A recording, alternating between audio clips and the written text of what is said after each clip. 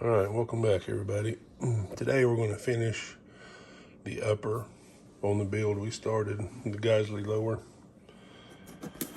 So let's see what kind of parts we got here. This barrel requires a rifle plus one gas tube.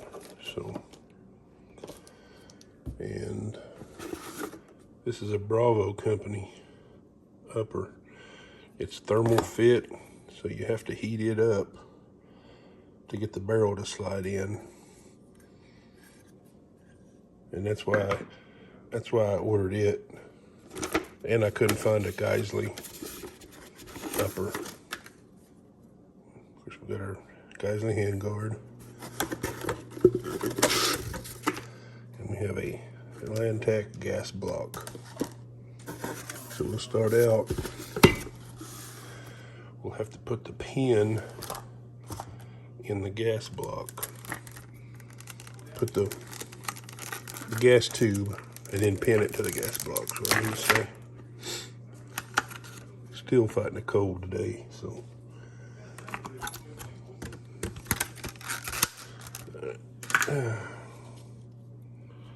Inside this bag is our pin.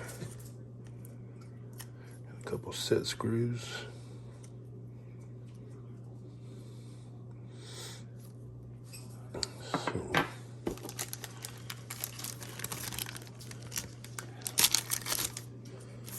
Also, a pin in here with a gas tube. So, we got all kinds of pins.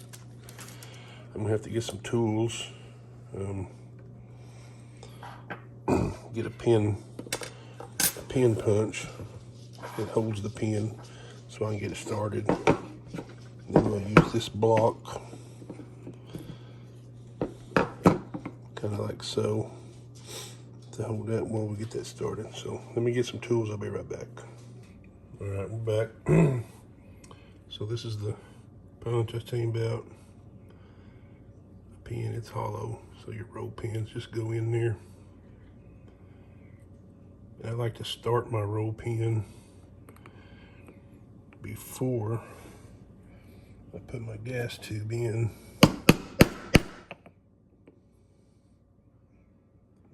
Get this a little bit better.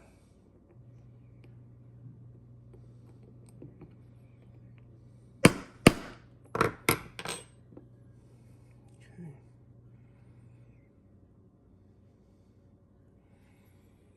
I'm gonna take a gas tube.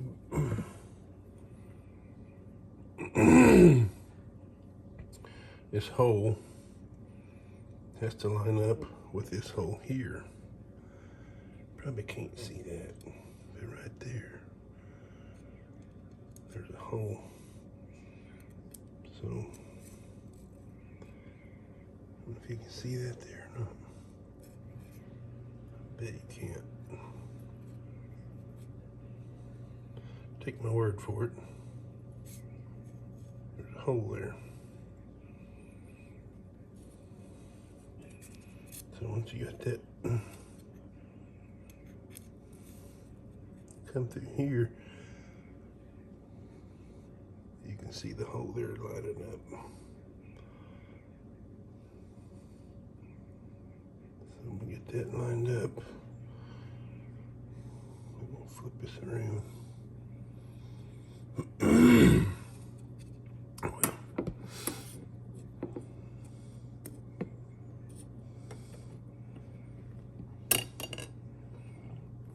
Let me tap this in until I feel it on that gas tube.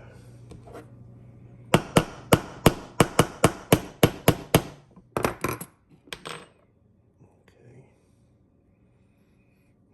Got lucky, but just about lined up. Pretty close. I think that'll tap right in. The one thing you have to watch out with these punches is see how I don't have a long ways I can go before I hit that gas block. There, it's bottomed out on the gas block. So I'm gonna have to switch punches.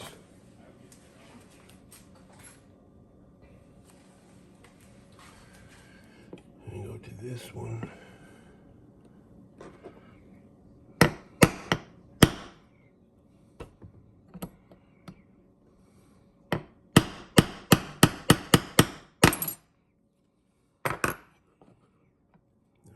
it flush.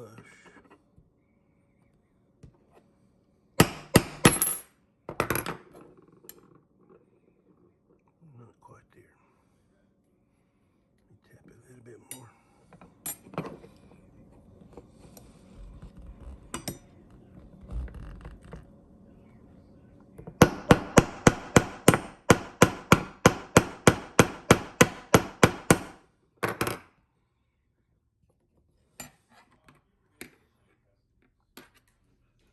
That's pretty. I'd like to get it a little bit more, but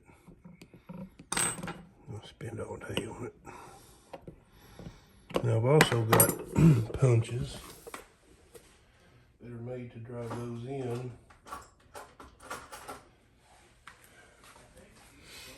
And they have like a little ball on the end. So they go in the center. But I almost need a third hand here. Yeah. Let's see, maybe we can put it on that finger.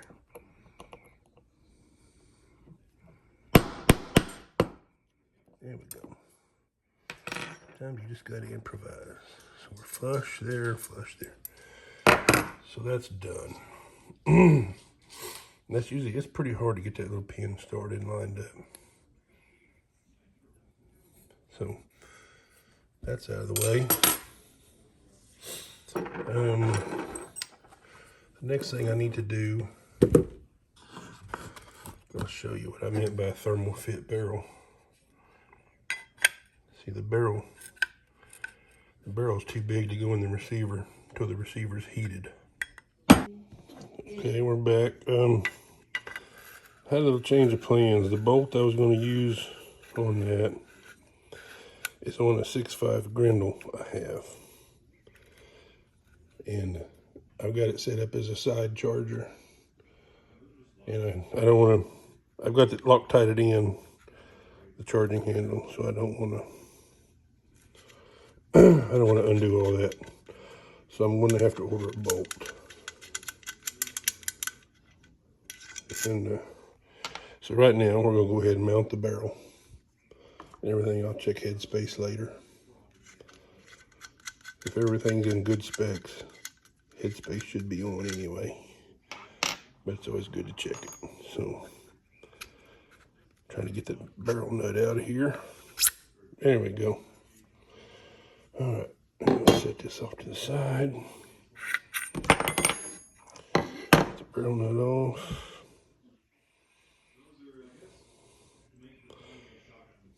I have to find the barrel nut wrench. We have one. Let me find it real quick. And then we'll get this heated up, put the barrel in it, and we'll go from there. Alrighty. Alright, we're back. Had to run out the shop and get the torch. So I got a map torch here. These things, it gets really hot. So we're not gonna hit this very long. Just gonna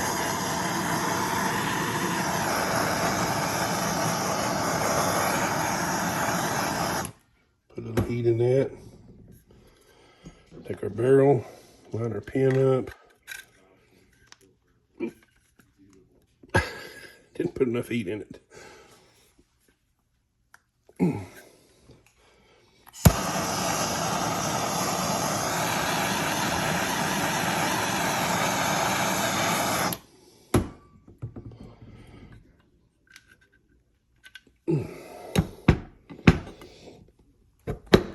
There we go. We got it to seat. I was afraid of putting a little too much heat on that cooking the anodizing, but it's in there. So as you can see, a thermal fit barrel is very tight. I think it's the best way to go about mounting a barrel. And that's why I chose the Bravo company upper.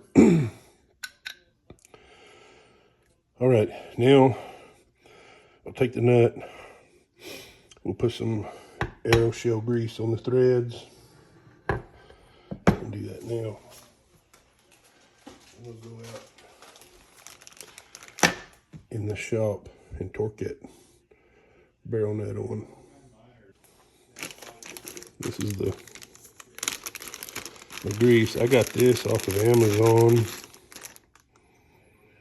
It's just it's upside down in it. It's called arrow shell. It's a special, like an aircraft grease or something made for aluminum. Keep it from galling the threads. It lubricates them. And they say when you torque these barrel nuts down to do it 3 times. We'll paint a little bit of this on the threads.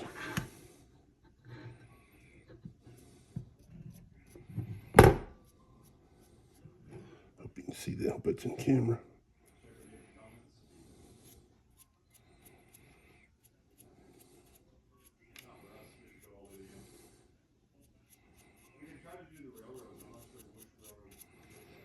I'm gonna put a little bit on that shoulder too. If it can slip on that shoulder, we'll get a better torque reading. Okay. Now I'm gonna grab the barrel nut and the wrench, and we will convene out in the garage. Got my fingers off here. All right, welcome to the messy shop. Geisley book said 40 foot-pounds on this barrel nut. So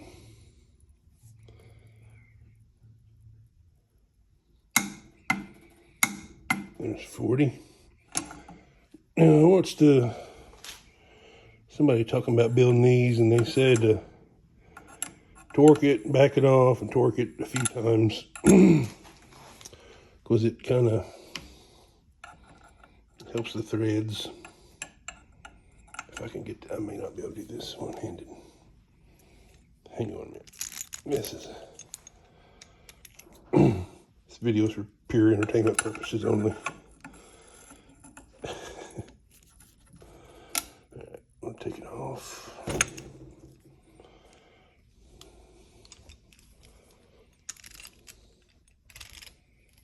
There we go.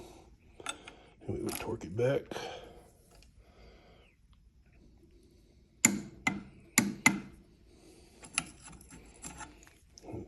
Do this one more time. Okay.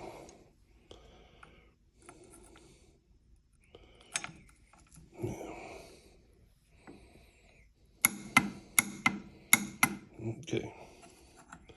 That's 40 foot-pounds. That's per Geisley specs. So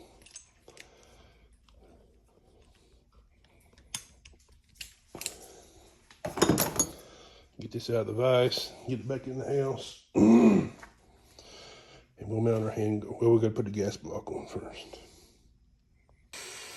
All right, and we're back. So now we need to, oh, if any of you wonder what a +1, this is a regular rifle, and this is the rifle +1. So the gas tubes, I think it's a little over an inch longer. But anyhow, our barrel is dimpled, so that'll help us. I'm gonna slide this, line it up with the hole in the receiver.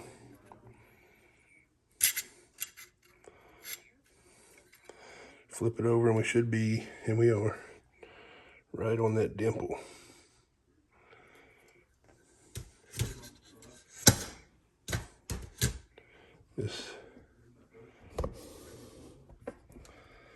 This hole right here lines up with that dimple. So let me get the set screw started, and I'm going to put some Loctite on this also. See if the barrel will stay there.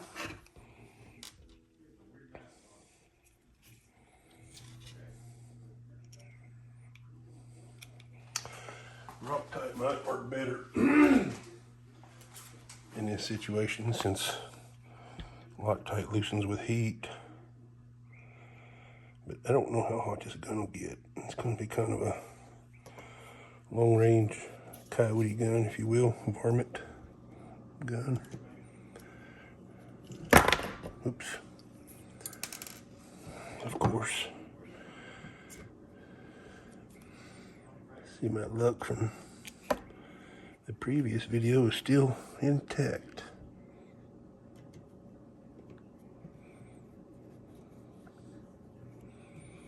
Okay. Got it started. Let me double check it.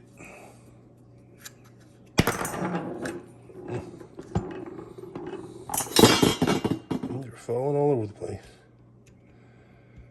It's like the Three Stooges around here.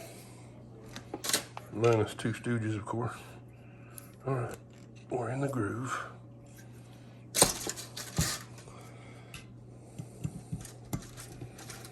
I'm gonna go ahead and tighten that down.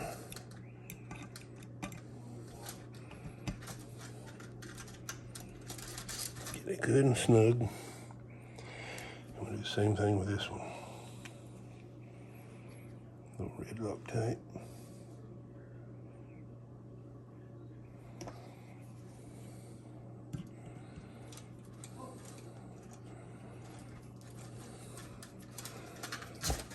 Try to turn this so you can see.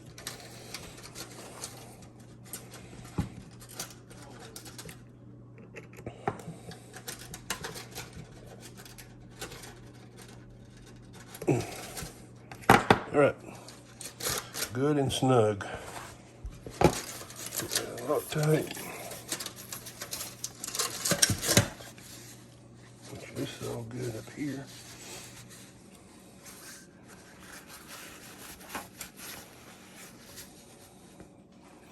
Okay, raise this camera up real quick. Get a little wider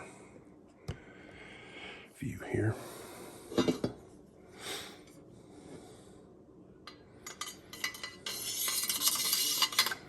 The nice thing about Geisley hand guards is you don't have to time them, really.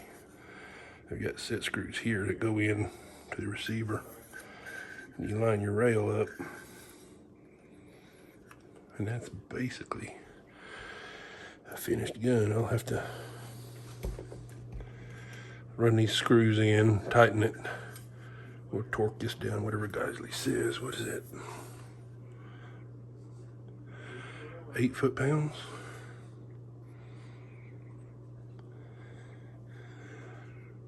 Max torque, 8 foot-pounds. So we'll torque this, get it centered up, torque it. I usually like to take a scope ring or something and clamp here so it lines that up perfect. And then I don't have a muzzle device for it, so this is basically it. But let me get those screws in, get this finished up. We'll be right back. All right, we're back. I managed to get the bolt out of the grindle, so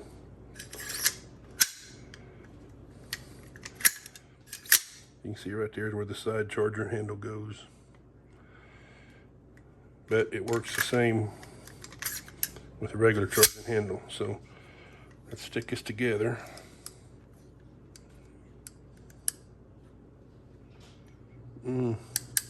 Ah, it's not cut out for a dust shield. Okay. I don't know why that wasn't going together.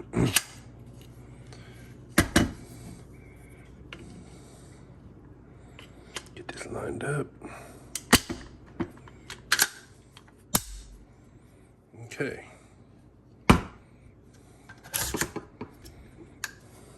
Make sure the gun's clear.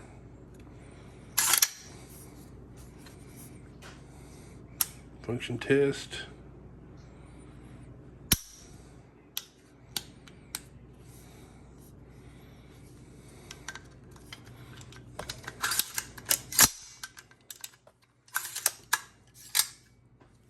Okay. Try the bolt release. Works. Okay, we should have a functioning rifle now. This is the optic I'm going to put on it. It's a little USO. So, let me get that mounted. I get my gun caddy, get this set up and get it leveled, and get it mounted, and be right back. All right, I think we like the eye relief there. So what I'd like to do, loosen this off just a touch. And I like to slide, because when the gun recoils, the scope's going to go forward. So pull it forward, then tighten it down, and you should be against the recoil lugs on your scope rings. Now we got to make sure it's level. So I put a level here. Then I put a level on the Picatinny rail. And that's not perfect, but it's pretty close. So according to that, the scope is off just a touch. I can't get that level in there to check it. So, yeah, if you can see, that's level. That is not. All right, I took the scope off and I wanted to level it. So as you can see, the upper receiver is off about as much as the scope was. So the handguard's off just a touch. This is level. I'm gonna level this. And I'm gonna mount the scope back, verify it's level, and torque it down, and call it a day. Be right back. All right, after leveling the upper receiver, mounting the scope back, and you can see it's level. So we're gonna call that good. Maybe we'll get it out to the range in the next few days. The weather's kind of crap around here. And we'll get it sighted in, and hopefully we can take it out to some range. Get about 500 yards or so. See how the 6 arc works. All right, guys. Thanks for watching.